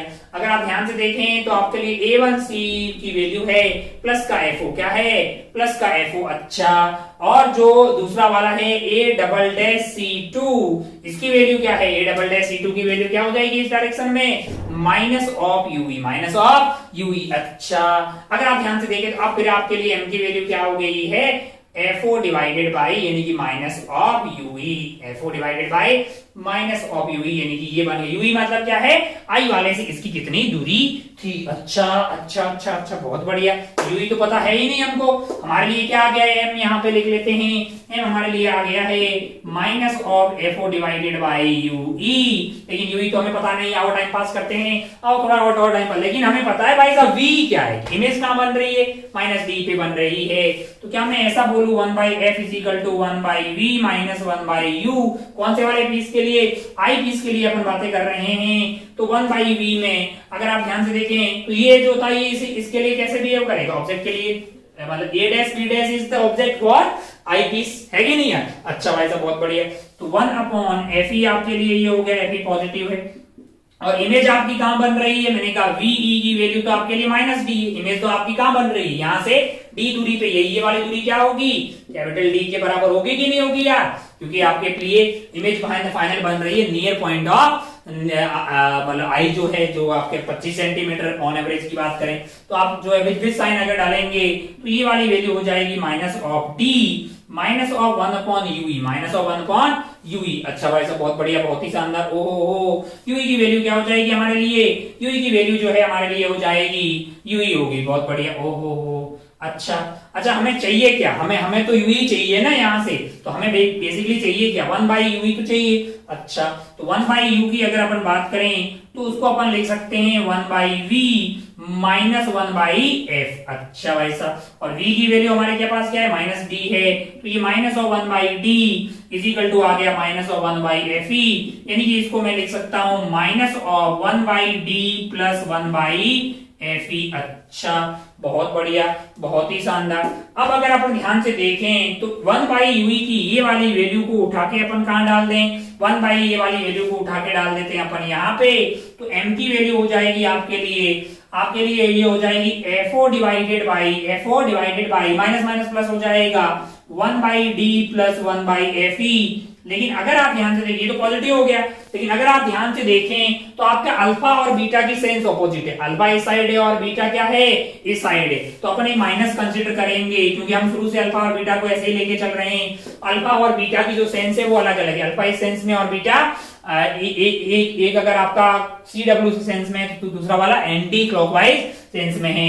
तो फाइनली आपके पास जो m आया है वो आपने माइनस कंसीडर कर लिया है इस सेंस के कारण, तो m की वैल्यू हो गई अपने पास FO, और FE को अपन चाहें तो यहाँ पे कॉमन भी ले सकते हैं। 1 बाई FE को बाहर की तरफ उड़ा लिया, तो m की वैल्यू क्या हो जाएगी? Basically minus of FO divided by FE, और ये वाली वैल्यू हो जाएगी 1 plus FE divided by D। अरे यहाँ की नहीं यार, FE से दोनों साइड जो है FE को कॉमन ले लिया, तो यहाँ पे आपके पास FE बाई डी आ गया, 1 प्लस FE बाई डी।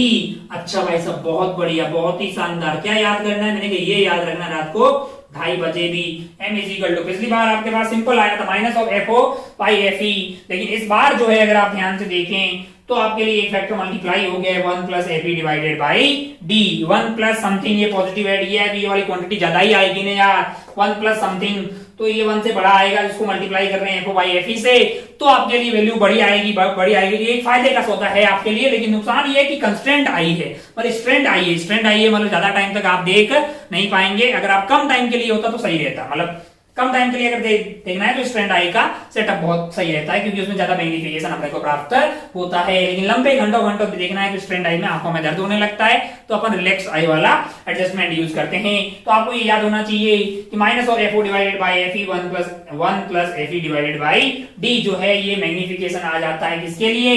स्ट्रेंड आई वाले के केस में हमने ये साबित कर दिया है, और रिलैक्स आई के लिए अपन पहले ही कर चुके हैं। अच्छा भाई साहब, बहुत बढ़िया, बहुत ही शानदार, खूबसूरत। आगे बढ़ते हैं और बोर्ड को थोड़ा साफ करते हैं, थोड़ी सी बातें और करते हैं अपन आगे। चलिए भाई साहब, बोर्ड हो गया चकाचक। अभी तक हम बातें कर चुके हैं रिफ्रैक्टिंग टाइप के टेलीस्कोप, लेकिन मार्केट में रिफ्रैक्टिंग टाइप के टेलीस्कोप तो कर पढ़ ली, फिर रिफ्लेक्टिंग क्यों पढ़ रहे हैं? जैसे अपन रिफ्रैक्टिंग टाइप टेलीस्कोप की बात करें तो उसमें क्या लगे होते हैं? लेंसेज। अगर उसमें लेंसेज लगे होते हैं तो लेंसेज में कुछ तो ऐसा होगा कि फिर मतलब कमियां होती होगी। मैंने कहा बहुत सारी कमियां होती है। अगर अपन बात करें तो डिफेक्ट्स की बात करें, डिफेक्ट्स की, तो मैं ऐसा मोटा मोटा समराइज करके बोल सकता हूं कि पहले टाइप की अगर बात करें तो क्रोमेटिक एब्रेशन। हालांकि अपने बहुत ज्यादा पहले बातें की है क्रोमेटिक एब्रेशन जो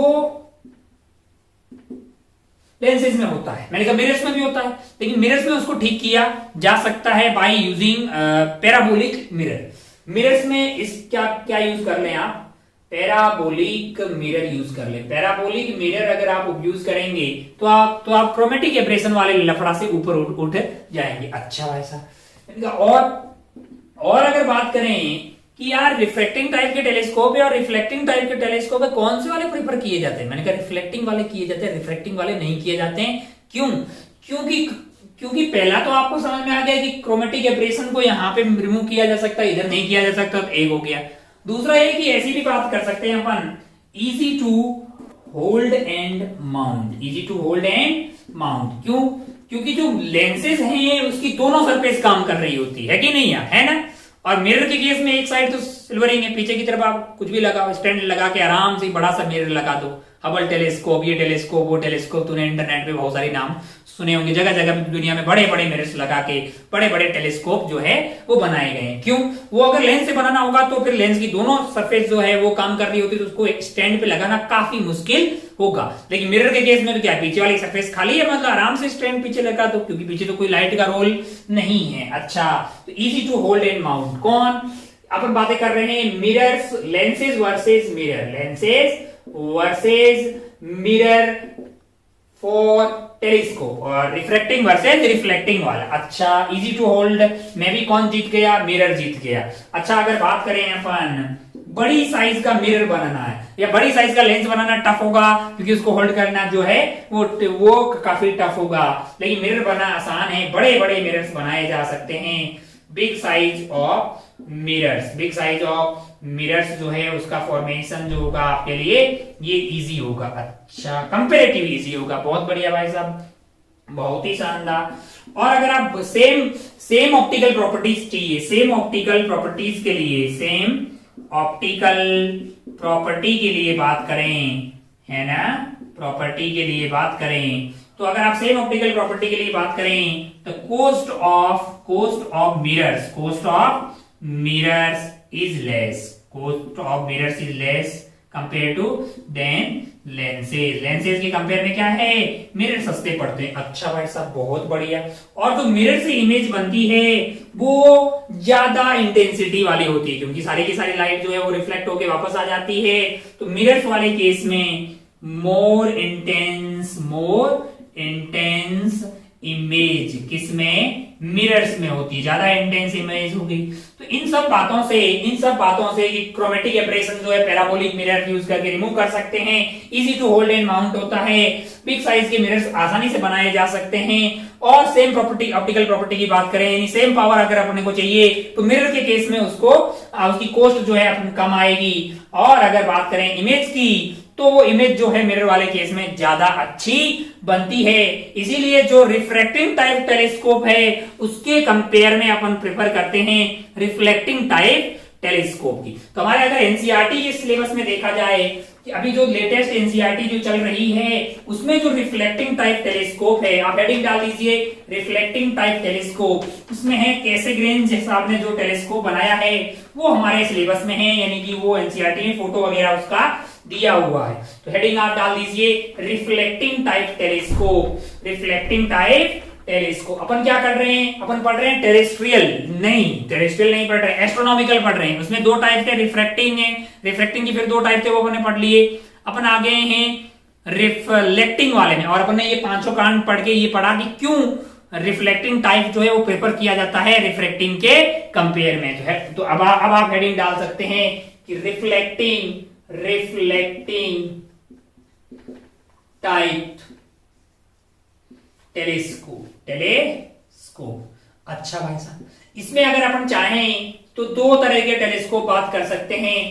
पहला है अपने पास कैसेग्रेन साहब का है, कैसेग्रेन टेलीस्कोप। अच्छा भाई साहब, ये जो है न्यू एनसीईआरटी में, यानी अभी जो एनसीईआरटी चल रही है उसमें ये दिया हुआ है। पुरानी एनसीईआरटी की अगर अपन बात करें, पुरानी एनसीईआरटी में तो उन्होंने दे रखा था न्यूटोनियन टेलीस्कोप। एक न्यूटन साहब हर जगह भाई साहब, उन्होंने एक टेलीस्कोप बनाया था न्यूटोनियन टेलीस्कोप। अच्छा भाई साहब, ये कहां था, ये ओल्ड एनसीईआरटी में था। अच्छा, तो कैसेग्रेन साहब ने कैसे बनाया, मतलब बात करते हैं और देखते हैं भाई, बहुत आसान है चीजें, इसे परेशान होने की कतई जरूरत नहीं है। पेन चलेगी थोड़ा सा। कैसेग्रेन साहब ने क्या किया, उनका सेटअप एक बार दिखाते हैं। उन्होंने क्या किया कि एक कॉनकेव मिरर लिया, एक क्या लिया, बड़ा सा कॉनकेव मिरर लिया, ऐसा लिया भाई साहब, और बीच में क्या किया, बीच में उन्होंने हॉल बना दिया। क्या बना दिया, यहाँ पे एक हॉल बना दिया। ओ हो बहुत बढ़िया। एक बड़ा सा कॉनकेव मिरर लिया और बीच में बना दिया एक हॉल। अच्छा, और इसको मान लीजिए ऐसे ट्यूब में डाल रखा, ऐसे ट्यूब में डाल रखा था। बहुत बढ़िया भाई साहब, बहुत ही शानदार। और अगर मान लीजिए कि इधर से अपन किसी बॉडी को देख रहे हैं तो उसे रेस जो है ऐसे आई और ये टप्पा खा के इधर जाने वाली थी और एक इमेज बनने वाली थी। बहुत बढ़िया। इन्होंने क्या किया, इन्होंने इसको बीच में ही रोक दिया, यानी कि यहीं पे सलटा दिया काम और यहाँ पे लगा दिया एक कॉन्वेक्स मिरर। क्या लगा दिया है, कॉन्वेक्स मिरर। तो अब क्या होगा कि ये जो इमेज बनने वाली थी I1 वो इसके लिए ऑब्जेक्ट की तरह काम करने लगी और यहाँ पे इमेज बनी है ना। तो यहाँ पे इन्होंने क्या कर दिया, ऐसे कर दिया, ओहो, और यहाँ पे एक आइटम लगा दिया, उसका नाम है आई पीस, जिससे कि अपन ये इमेज जो बन रही है उसको देख पाए। पीछे क्या लगाया हुआ है, ये आपके पास है आई पीस। ये क्या है, ये आई पीस है। अच्छा भाई साहब, बहुत बढ़िया, बहुत शानदार। और ये क्या है, ये है ऑब्जेक्टिव मिरर है। ऑब्जेक्टिव मिरर है, कौन सा मिरर है भाई, ऑब्जेक्टिव मिरर में concave mirror with hole at middle portion, middle portion में क्या है, हॉल है भाई साहब। ओहो हो। और ये क्या है, ये सेकेंडरी मिरर है। इसको आप M1 बोल सकते हैं, इसको आप क्या बोल सकते हैं, M2 बोल सकते हैं। ये क्या है, ये सेकेंडरी मिरर है। अच्छा भाई साहब, बहुत बढ़िया, बहुत ही शानदार। तो ये जो सेटअप है कैसेग्रेन टेलीस्कोप का, इसमें आपने कहीं पे भी रिफ्लेक्शन का उपयोग नहीं किया है। दो जगह रिफ्लेक्शन होती हुई फाइनल इमेज आपके पास जो है आई पीस से आप इमेज को देख सकते हैं। तो बहुत बढ़िया, अच्छा लगा भाई साहब, बहुत शानदार। तो इसमें क्या होगा कि डिफेक्ट्स कम होंगे तो ज्यादा अच्छे से आपको इमेजेस दिखाई देगी। अच्छा, बहुत बढ़िया, बहुत शानदार। तो पुरानी एनसीईआरटी में है, क्या हमें वो भी बता दोगे, मेरे को बस बताने में अपना क्या जा रहा है। न्यूटन साहब ने क्या किया था, न्यूटन साहब ने यूज किया था एक ऐसा मिरर। कैसा मिरर है ये है पैराबोलिक मिरर। क्या है, पैराबोलिक मिरर। अच्छा भाई साहब, बहुत बढ़िया, ये हो गया अपना एक पैराबोलिक मिरर। अच्छा, पैराबोलिक मिरर में उन्होंने क्या अरेंजमेंट किया कि इधर से रेज आ रही है, इधर से रेज आ रही है, ये रेज टप्पा खा के इधर की तरफ जा रही थी, ये रेज टप्पा खा के इधर की तरफ जा रही थी। उन्होंने यहाँ पे लगा दिया है एक प्लेन मिरर। क्या लगा दिया, एक प्लेन मिरर लगा दिया एंगल 45 डिग्री पे, यानी एक प्लेन मिरर लगा दिया है 45 डिग्री के एंगल पे। अब आप ध्यान से देखें तो ये जो रे है वो ऐसे आ जाएगी और ये रे ऐसे आ जाएगी। यहाँ पे उन्होंने क्या लगा दिया है, आई पीस लगा दिया। यहाँ पे क्या लगा दिया है, यहाँ पे आई पीस लगा दिया। तो यहाँ से आप चीजों को देख पाएंगे। अच्छा भाई साहब, बहुत बढ़िया।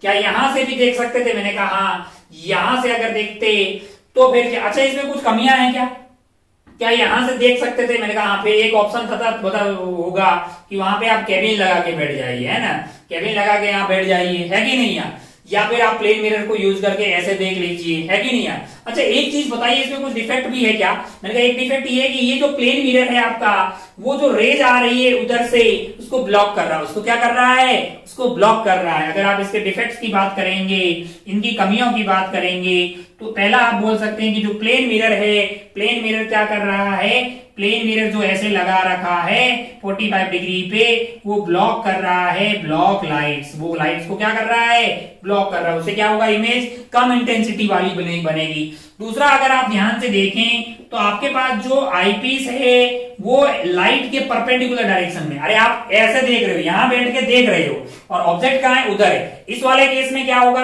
कि आप अगर आपको देखना है उधर चांद है तो आप ऐसे ही देख रहे हो ना यार, ऐसे। और इस वाले केस में क्या होगा कि रेज तो ऐसे आ रही है और आईपीस जो है उसके 90 डिग्री पे लगा के आप ऐसे देख रहे हो, है ना यार। रेज उधर आ रही है और आप उसकी परपेंडिकुलर डायरेक्शन में देख रहे हो, तो आपको उतनी अच्छी फील नहीं आती है। इस वाले केस में ऐसा है कि भाई रेज भी उधर से आ रही है और आप देख भी ऐसे रहे, तो सामने देख रहे हैं। और इस वाले केस में आपको परपेंडिकुलर देखना होगा, देखना ऐसे होगा और रेज ऐसे आ रही होगी। अगर कमियों की बात करें तो ये आपका प्लेन मिरर जो है यहाँ पे लाइट को ब्लॉक कर रहा है, जिससे कि कम इंटेंस लाइट बनेगी। और सेकंड जो है वो आपकी इमेज जो है वो आप ऑब्जर्व कर रहे हैं वो perpendicular to the incident light है। अच्छा भाई साहब, बहुत बढ़िया, बहुत ही शानदार। न्यूटन साहब ने बनाया था ये, तो हमने पढ़ लिया भाई साहब, कोई बहुत ज्यादा टफ चीज है नहीं, बस जानकारी होनी चाहिए।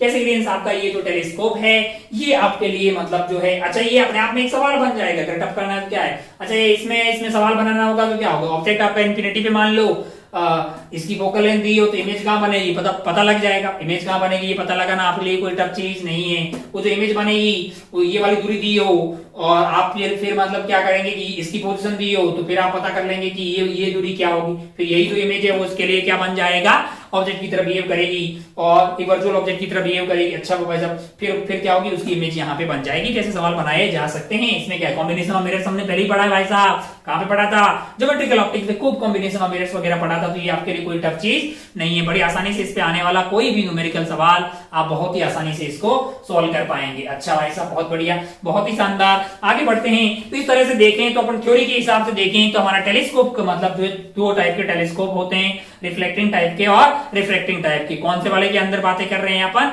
एस्ट्रोनॉमिकल की। टेरेस्ट्रियल की बातें अपने सिलेबस में नहीं है और उससे भी अपने बहुत ज्यादा डेप्थ में जाते हुए कैसे ग्रीन और ओल्ड एनसीईआरटी का न्यूटोनियन भी एक बार देख लिया। आगे बढ़ते हैं, कुछ सवाल देखते हैं, हाँ फिर अपन खेला को आगे बढ़ाते हैं। आइए कुछ सवाल देखते हैं। चलिए सवालों पे पढ़ने से पहले है ना अपन एक छोटी सी बात कर लेते हैं, हालांकि कोई काम की नहीं है, कोई बहुत ज्यादा काम की चीज नहीं है, उतनी काम की चीज नहीं है। ये है कैमरा की बातें। कई सारी बुकलेट और बुक्स में मतलब ऑप्टिकल इंस्ट्रूमेंट में इसके बारे में ज्ञान दिया हुआ मिलता है, तो हमने भी बना दिया, लेकिन सवाल एग्जाम में बिल्कुल भी नहीं आता है। तो कैमरा बेसिकली क्या होता है, उसमें एक कॉन्वेक्स लेंस लगा होता है जिसमें ऑब्जेक्ट जो है मतलब जो भी फोटो वोटो जिसका हमें क्लिक करना होता है वो बेसिकली F2F के बाद में इस साइड कहीं पे भी रखा हुआ होता है। अपन ऐसे खड़े हो जाते हैं सामने, यानी कि इसके 2F के इधर की तरफ कोई भी रियल ऑब्जेक्ट हमने रख दिया और उसकी जो इमेज होती है वो वेरी करवाई जाए, मतलब जो वो इमेज जो बनेगी वो जो है वो आपके F एंड 2F के बीच में बनेगी। जाहिर सी बात है, क्योंकि आप 2F के उधर की तरफ है तो यहाँ पे आपको एक इमेज बनती हुई दिखाई देगी। कैसी इमेज होगी, रियल ऑब्जेक्ट अगर वो होगा, अगर ये रियल ऑब्जेक्ट होगा, मान लो ये अपना रियल ऑब्जेक्ट यहाँ पे लगा दिया तो इमेज आपको रियल बनती हुई दिखाई देगी, क्योंकि ऑब्जेक्ट अगर 2F और इंफिनिटी के बीच में होगा तो इन्वर्टेड होगी, डिमिस्ड होती है और F और 2F के बीच में होती है। तो इस तरह से मतलब और यहाँ F एंड 2F के बीच में क्या लगा होता है, एक फिल्म लगी होती है मतलब जहाँ पे इमेज जो है वो कैप्चर हो जाती है ना। उसमें बहुत छोटे छोटे फॉर्मूले, आपको टाइम ऑफ एक्सपोजर का फॉर्मूला जो है वो 1 अपर्चर के स्क्वायर के हिसाब से वेरी करता है। एफ नंबर एक चीज होती है जो डिफाइन होती है, फोकल नंबर जो होते हैं वो focal length divided by aperture के हिसाब से डिफाइन होते हैं। ऐसे एक दो फॉर्मूले और भी मार्केट में आपको बुक्स में कहीं भी दिखाई देंगे, इनका कोई काम नहीं है। एक बार लिख लें, जस्ट एक बार देख लें कि भाई कौन सा लेंस होता है, कॉन्वेक्स लेंस होता है, बहुत बढ़िया। ऑब्जेक्ट कहाँ रहता है, 2F एंड इंफिनिटी के बीच में। इमेज कहाँ बनती है, इमेज F एंड 2F के बीच में बनती है। इमेज की प्रॉपर्टी हमने देख ली, बस इतनी जानकारी काफी है। कुछ छोटी छोटी बातें होगी तो मैं इधर उधर कहीं ऐड कर दूंगा बाद में बुकलेट की। आपको इसके अलावा कोई और पीएचडी करने की जरूरत नहीं, कोई भी सवाल इस कैमरा नाम के आइटम से पूछे नहीं जाते हैं। तो अगर आप ध्यान से देखें तो हमने अगर ऑप्टिकल इंस्ट्रूमेंट में बात की तो हमने आइस की बात कर ली है, हमने माइक्रोस्कोप की बात कर ली, हमने टेलीस्कोप की बात कर ली और हमने फॉर्मेलिटी के नाम पे कैमरा का भी मतलब जो है थोड़ा बहुत देख दिया। अब अपने को कुछ क्या है कि सवाल देख लेने चाहिए, फिर इस खेला को फुल्ली फाइनली खत्म करना चाहिए। आइए आगे बढ़ते हैं और सवाल देखते हैं।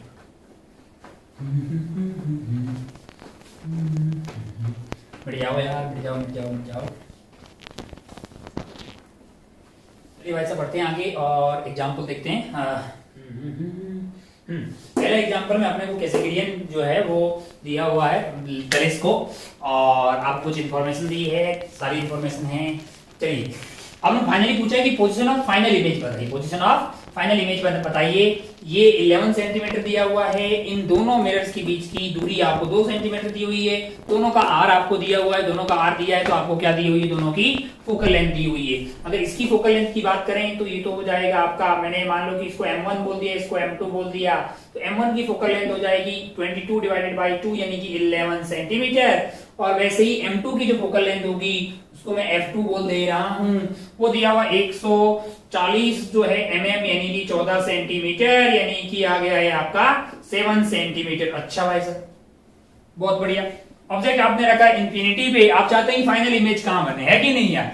आसान सा सवाल है हमारे लिए, उसमें कोई बहुत टफ चीज नहीं है। हम तो डबल मतलब कॉम्बिनेशन ऑफ लेंसेज तो पहले पढ़ ही चुके हैं। अब आप ध्यान से देखें तो पहले मिरर 1 के लिए बात करते हैं। मिरर 1 के लिए अगर अपन बात करेंगे तो आपके पास u की वैल्यू हो गई है माइनस इंफिनिटी, f की वैल्यू अगर आप ध्यान से देखें तो आपके लिए हो जाएगी माइनस 11 सेंटीमीटर अच्छा भाई साहब बहुत बढ़िया। और v की वैल्यू हमें पता करनी है। मिरर्स के केस में v होता था हमारा uf upon u minus fa। u की वैल्यू क्या है आपके लिए, बेसिकली अगर आप ध्यान से देखें तो आप जानते हैं कि अगर आपका ये तो बहुत ज्यादा करने की जरूरत ही नहीं है कि इंफिनिटी पे रखा हुआ तो इमेज कहाँ बनेगी, फोकल लेंथ पे ही बनेगी, जाहिर सी बात है। तो ये 11 जो है आपका क्या आ गया, यहाँ पे इमेज बनेगी, यानी कितनी दूरी पे बनेगी, 11 सेंटीमीटर पे बनेगी। अच्छा भाई साहब, और ये अच्छा, और ये 11 है और ये बीच की दूरी क्या दी हुई है, 2 सेंटीमीटर। तो क्या अगर आप ध्यान से देखें, ध्यान से अगर आप देखें तो ये जो I1 बनने वाली थी, अब वो सेकंड वाले मिरर के लिए कैसे बिहेव करने लगेगी, एक वर्चुअल ऑब्जेक्ट की तरह बिहेव करने लगेगी। और ये वाली जो दूरी होगी, ये वाली दूरी होगी वो क्या हो जाएगी, 9 सेंटीमीटर। तो सेकंड वाले मिरर के लिए यूज करते हैं, पहले वाले से पता लग गया इमेज उसकी फोकस पे बनेगी। सेकंड वाले मिरर के लिए बात करें तो हमको लग रहा है M2 के लिए अगर बात करें, M2 के लिए U की वैल्यू क्या हो जाएगी, U की वैल्यू हो जाएगी +9 सेंटीमीटर। और f की वैल्यू क्या है, f की वैल्यू अगर आप ध्यान से देखें तो पॉजिटिव होगी, क्योंकि वो क्या है, वो है कॉन्वेक्स मिरर। अच्छा भाई साहब बहुत बढ़िया, बहुत शानदार। कितनी होगी f की वैल्यू, f की वैल्यू है +7 सेंटीमीटर। हमें क्या चाहिए, मैंने कहा हमें चाहिए v, और v अपना क्या हो जाएगा, v हो जाएगा uf upon u minus fa। अच्छा बहुत बढ़िया, बहुत शानदार। u की वैल्यू कितनी है, 9 है, f की वैल्यू क्या है, 7 है, divided by u minus f यानी कि 2 आ गया है। अच्छा तो ये अपना हो गया है, मान लीजिए हाँ 7 नम 63 डिवाइडेड बाई 2, 63 डिवाइडेड बाई 2 कर दीजिए तो ये आपका हो गया 3 और 1, 31.5, 31.5 है, 31.5 पॉजिटिव आ गया, 31.5 सेंटीमीटर पॉजिटिव। इसका मतलब यहाँ वाले से इससे की कितनी दूरी पे है, इससे दूरी पे है 31.5 सेंटीमीटर। कहां से, यहां से। अच्छा भाई साहब बहुत बढ़िया। पॉजिटिव का मतलब ये है कि उधर की तरफ इमेज बनती हुई दिखाई देगी। अगर आपको यहां से पता करना है तो +2 और कर दीजिए, बहुत बढ़िया, बहुत ही शानदार। ओहो, अब अगर अपन ध्यान से देखें एक और सवाल दिया हुआ है, थोड़ा सा अपने को जल्दीबाजी है, शायद एक आध सवाल अपन और लें ताकि जो है अपना टाइम भी मैनेज हो जाए 1 घंटे के अंदर। सेकंड वाला सवाल, ये एग्जांपल नंबर 1 बहुत ही आसान था भाई, इसमें कोई बहुत तगड़ी चीज नहीं है। फाइनल इमेज कहां बनेगी, ये 31.5 सेंटीमीटर इसके पोल से दूरी है कि नहीं, किधर की तरफ, उधर की तरफ। अच्छा बहुत बढ़िया भाई साहब, बहुत ही शानदार। ओ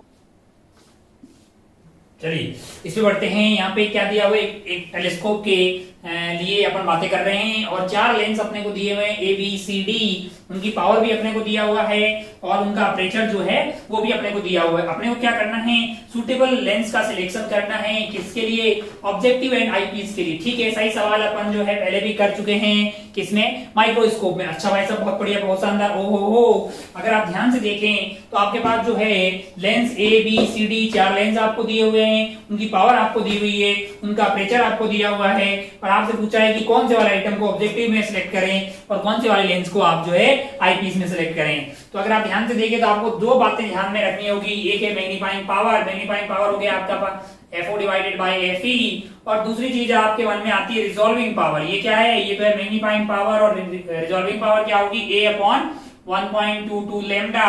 पहले बातें करते हैं अपन ऑब्जेक्टिव के लिए। अगर आप ध्यान से देखें तो ऑब्जेक्टिव का अपर्चर बड़ा होना चाहिए और आईपीस का कम होना चाहिए। अच्छा, और अगर आप ध्यान से देखें तो FO जो है, FO बड़ा होना चाहिए, FO बड़ा होना चाहिए मतलब क्योंकि अपन को मैग्निफिकेशन तो बड़ा चाहिए ना यार, और रेजोल्यूशन भी ज्यादा चाहिए। अगर मैग्निफिकेशन बड़ा चाहिए तो FO बड़ा होना चाहिए, FO बड़ा होना चाहिए मतलब पावर जो है बहुत कम होनी चाहिए, क्योंकि पावर तो आपकी 1/FE होती है ना। तो अगर आप ध्यान से देखें तो हमको लगता है लीस्ट पावर वाला आइटम तो A ही है ना। और अपर्चर जो है, अगर आप ऑब्जेक्टिव की बात करें तो इसमें पावर सबसे कम होना चाहिए और अपर्चर ज्यादा होना चाहिए, ताकि रिजॉल्विंग पावर भी ज्यादा हो जाए और मैग्नीफाइंग पावर भी ज्यादा हो जाए। अच्छा, पावर सबसे कम और अपर्चर सबसे ज्यादा। हमको तो लगता है कि ए वाला आइटम जो है वो फिट बैठ रहा है ऑब्जेक्टिव के लिए। आइए देखते हैं आईपीस वाले के लिए क्या रहेगा। अब अगर आप आईपीस वाले की बात करें तो उसकी फोकल लेंथ यानी नीचे की तरफ आ रही है, यानी कि फोकल लेंथ कम होनी चाहिए, मतलब पावर ज्यादा होना चाहिए, पावर ज्यादा होना चाहिए, और अपर्चर जो है वो स्मॉल होना चाहिए। पावर ज्यादा और अपर्चर जो है वो स्मॉल होना चाहिए।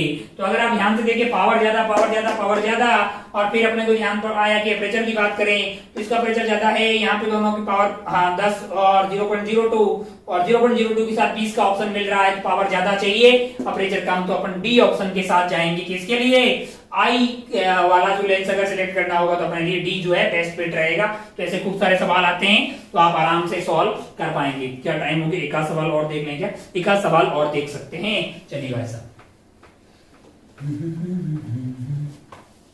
चलिए भाई साहब लास्ट एंड फाइनल एग्जांपल देख लेते हैं। हमारे पास एक जायंट टेलीस्कोप है।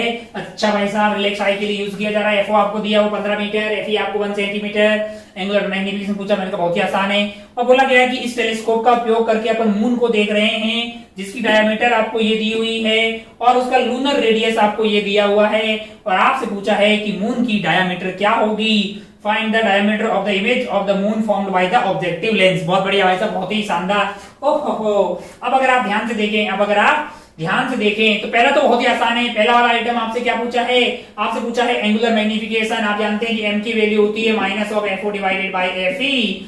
तो एफओ तो आपको क्या दिया हुआ है? एफओ आपको दिया हुआ 15 मीटर डिवाइडेड बाय एफई जो है वो 1 सेंटीमीटर। तो 1 × 10⁻² कर दिया हमने। ये आ गया -1500। -1500 का क्या मतलब हुआ कि माइनस का मतलब हो गया इन्वर्टेड और 1500 टाइम बड़ी होगी। अच्छा भाई साहब, बहुत बढ़िया, बहुत ही शानदार। -1500। अगर मैग्नीट्यूड की बात अगर आपको सिर्फ बोली जाएगी तो आपका आंसर क्या हो जाएगा? 1500। अच्छा, बहुत बढ़िया। फर्स्ट तो कुछ था भी नहीं, अपन सेकंड के लिए सवाल को देख रहे थे। सेकंड भी उतना कोई टफ चीज नहीं है। आपको अगर ध्यान से पता हो कि ये आपका हो गया मून और यहाँ हो गई आपकी आंख। दूरी अगर मान लीजिए कि ये दूरी आपको दी हुई लूनर रेडियस और इसका डायमीटर है d, ये r, तो ये जो एंगल बनाएगा अल्फा, tan अल्फा बहुत छोटा होगा, तो क्या मैं उसको अल्फा मान लूं? यही वाला मेरे लिए क्या हो जाएगा? d डिवाइडेड बाई r हो जाएगा। d divided by r। और d मेरे को क्या दिया हो भाई साहब? d मेरे को दिया है 3.48 into 10⁻6 divided by r। r की वैल्यू क्या दी हुई है? Radius of the lunar orbit जो कि दी हुई है 3.8 into 10⁸। बहुत बढ़िया भाई साहब, जो भी ये आए। अगर मुझे अल्फा पता लग गया तो क्या मैं बीटा पता कर सकता हूं? मैंने कहा हाँ, मैग्निफिकेशन होता है मेरे लिए बीटा डिवाइडेड बाई अल्फा। ओहो, तो यहां से जो बीटा आएगा मेरे लिए वो m इंटू अल्फा आ जाएगा। और m की वैल्यू क्या है? वो 1500 है। इंटू क्या आ जाएगा आपके पास? 3.48 into 10⁻6।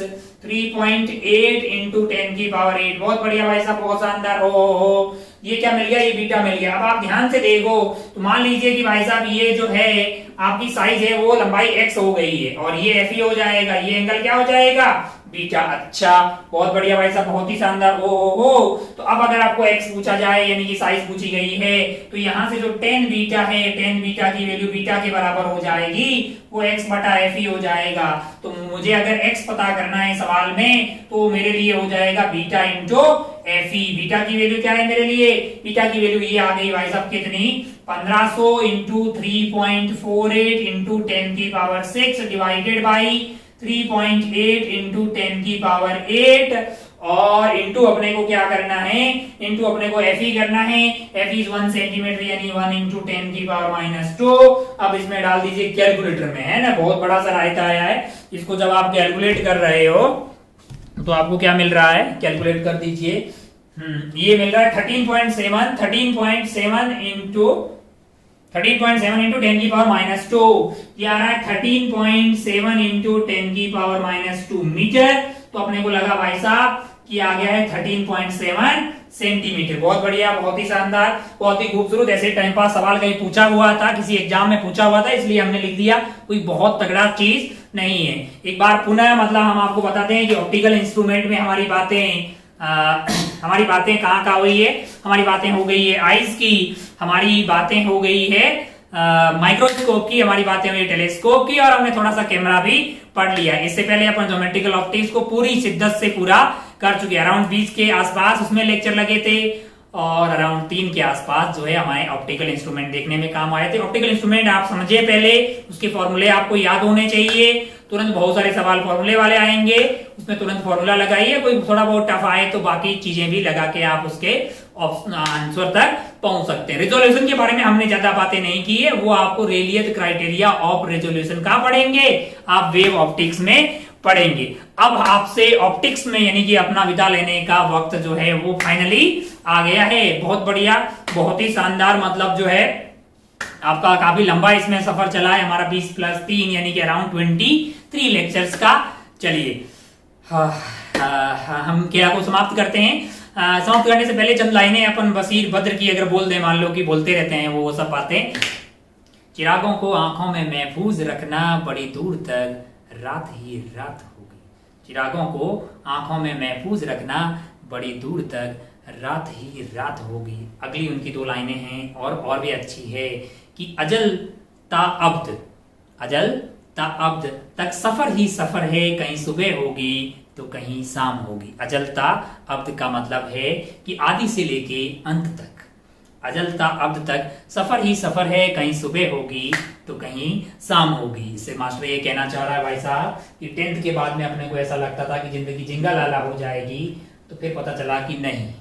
10th में अच्छा करने के बाद ऐसा लगता था, घर वाले बोलते थे कि 12th में फोड़ दीजिए, 12th में आप फोड़ देंगे तो फिर आपको पता लगेगा कि कॉम्पिटिटिव एग्जाम में फोड़ दीजिए। फिर वहां पे फोड़ने के बाद में आपको लगेगा कि भाई साहब जिंदगी अब चिल हो गई है, अब कुछ नहीं करना है। ऐसा बिल्कुल भी नहीं है। फिर आप कॉलेज जाएंगे तो वहां पे भी आपको मेहनत करनी पड़ेगी। मतलब जो है कॉलेज से बाहर आएंगे तो फिर जो है जो भी आप जॉब करेंगे वहां पे रोज का ये संघर्ष जो है वो जारी रहता है। तो हंसते रहिए, मुस्कुराते रहिए और मतलब जो है हताश, परेशान और निराश होने की कोई जरूरत नहीं है कहीं पे भी। खूब सारे सवाल सॉल्व कीजिए, उससे क्या होगा कि आपके अंदर एक कॉन्फिडेंस डेवलप हो जाएगा। ठीक है, चलिए फिर चलते हैं। जाते इन्हीं की दो लाइनें और बोल देते हैं। मुसाफिर हैं हम भी, मुसाफिर हैं आप भी, फिर किसी मोड़ पे मुलाकात होगी। आज के लिए जय हिंद, जय भारत, टेक केयर, बाय।